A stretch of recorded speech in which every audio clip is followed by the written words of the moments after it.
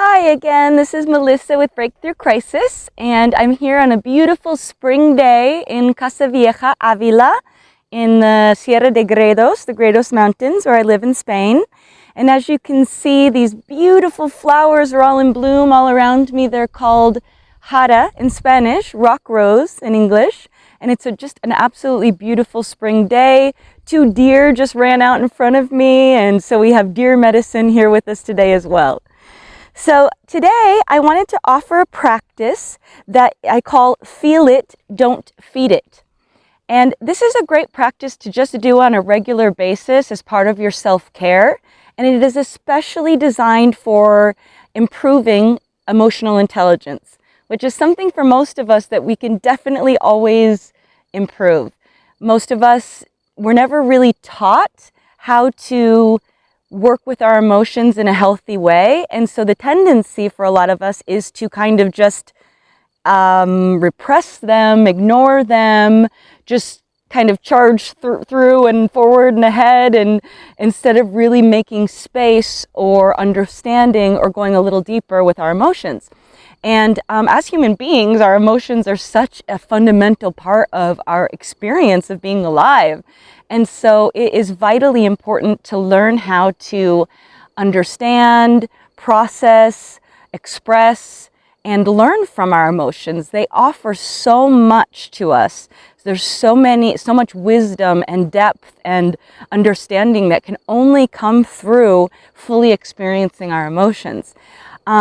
So whether or not it's just a way for us to take better care of ourselves, to be better human beings, to have more healthy relationships with ourselves, with each other, or whether now is a moment where you're going through something difficult, some kind of adversity or hardship. So these kinds of practices are especially important then. So again, I call this Feel It, Don't Feed It. I don't know if any of you have ever heard the Native American story about the two wolves, but it goes something like this, where there's a grandfather with his grandchildren telling them a story, and he's talking about these two wolves, that live inside of each one of us.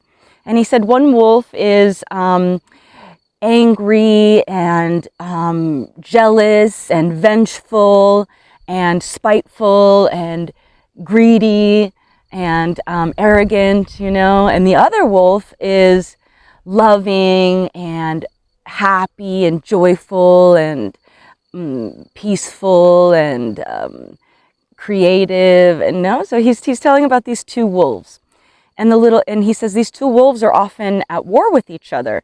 They're often fighting with each other. And the little grandchildren ask him, okay, well, which one wins, Grandpa? Which one is going to win?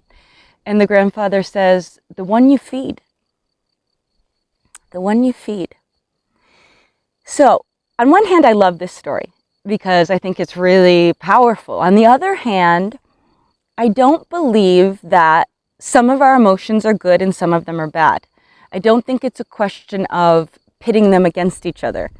It's kind of like the yin-yang aspect, that each emotion forms part of the other. They all have their different sides, and there's a little bit of the white circle in each of the dark circle, and vice versa. So it's not a question of some emotions are bad and some are good. It is a question of learning how to be with our emotions without feeding the story that goes along with our emotions, the mental story about what I did wrong or I didn't do wrong, or this person said or didn't say, or how my life's always going to be like this, or how I'm never going to be able to have this or do this. These are the kind of stories that often go along with our emotions.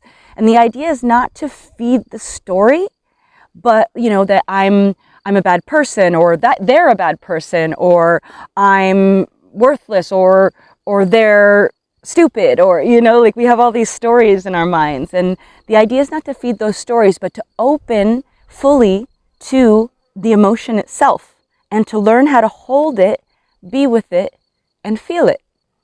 So the Buddha taught these kinds of teachings. Mindfulness is based on learning how to be in the present moment.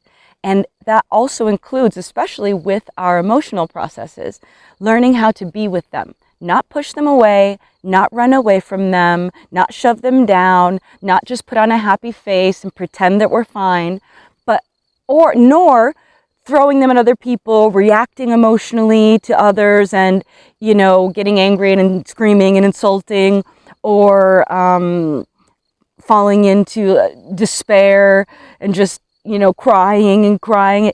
It's not one extreme or the other. The idea is to learn how to be with them, to open to them, to feel them. And when we do that, it's kind of like we go through a portal and something so much wider and bigger and deeper opens up to us, about ourselves, about life, about each other, about the other person or the situation that we're facing. So here's a practice to work with this idea of feel it, but don't feed it. A very simple practice will just be, maybe 5 minutes. And so you can go ahead and get comfortable now. And close your eyes. Find a comfortable position for your body. Close your eyes and connect with your breath. Inhaling and exhaling slowly, deeply, consciously.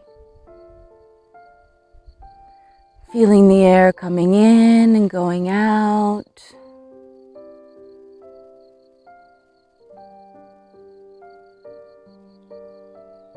Feeling your feet on the ground, your connection to the earth.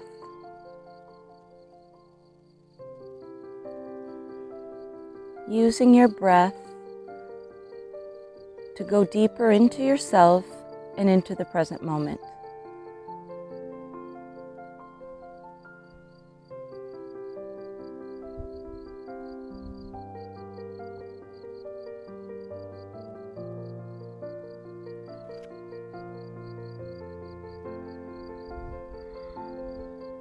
Listening to the sounds.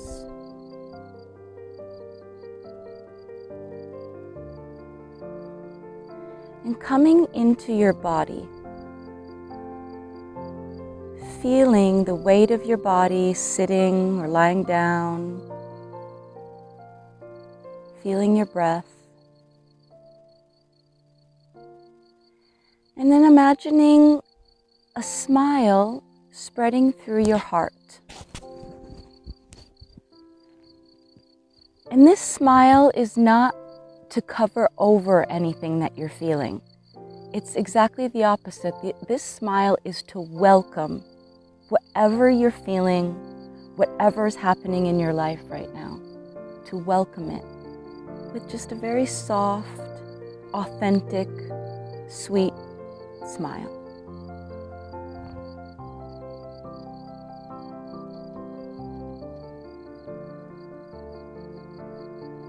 Perhaps you can feel the insides of your lips also forming into that sweet, soft, gentle, welcoming smile.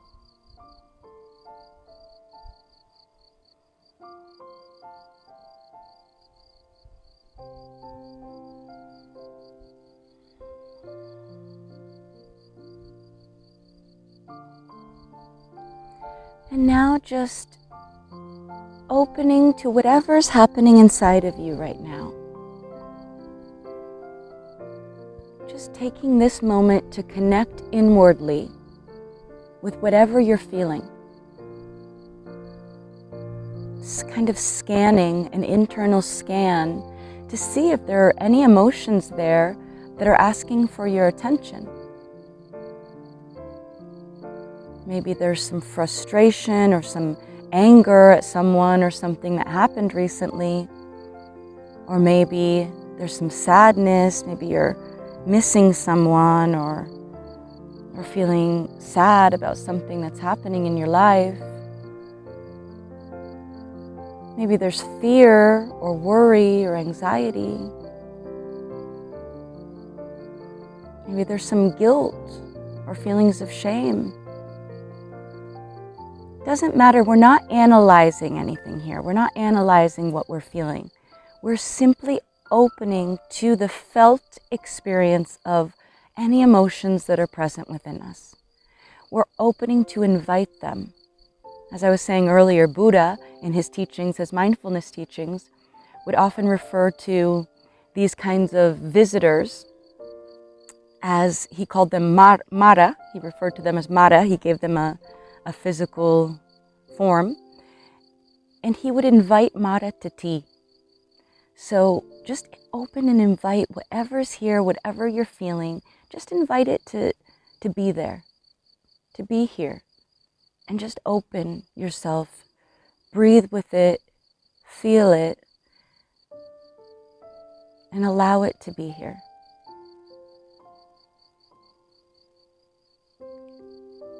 Try to stay in your body, stay in this open heart with this little smile, just welcoming and allowing. If you feel your mind start to get distracted or start to think about it too much or start telling because this and because that, because this, gently bring your mind back as you would like your dog when you're taking your dog for a walk. Just gently lead it back to the present moment, to your breath, to my voice, to the feeling, Now, we're working with something here, not necessarily traumatic.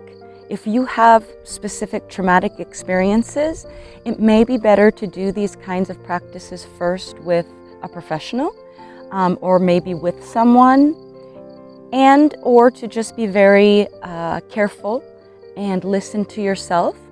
You can also, if the emotion feels really big, you can kind of swing or sway in and out of it. So you can open to it and feel it. You can feel what it feels like in your body. Where does it live in your body? What physical sensations go along with it? And then you can swing back out to a place that's more neutral in your body. Maybe your hands. Maybe in your hands you can feel tingling or warmth or kind of more neutral sensations. So you can focus on those and then go back to that emotion of fear or sadness and just embrace it as you would embrace a small child that comes to you and asks for your help or your guidance. So just breathing, feeling it, observing the felt sense of the emotion, staying with the feeling, not going into the story in the mind. You can observe the story in the mind, but remember that we don't have to believe everything we think. Our thoughts aren't always true. They're often not true. And with this practice, the idea is not to feed the story, not to pour gas on the fire, but to simply open to feeling whatever is here, whatever is asking for space, love, attention, just opening to that and really feeling it and allowing yourself to hold it, to investigate it, observe it, at the same time as really being anchored in your body and in the present moment. Remembering that you're safe in this moment, there's no threat, and we're simply exploring a little bit whatever's going on inside of us emotionally.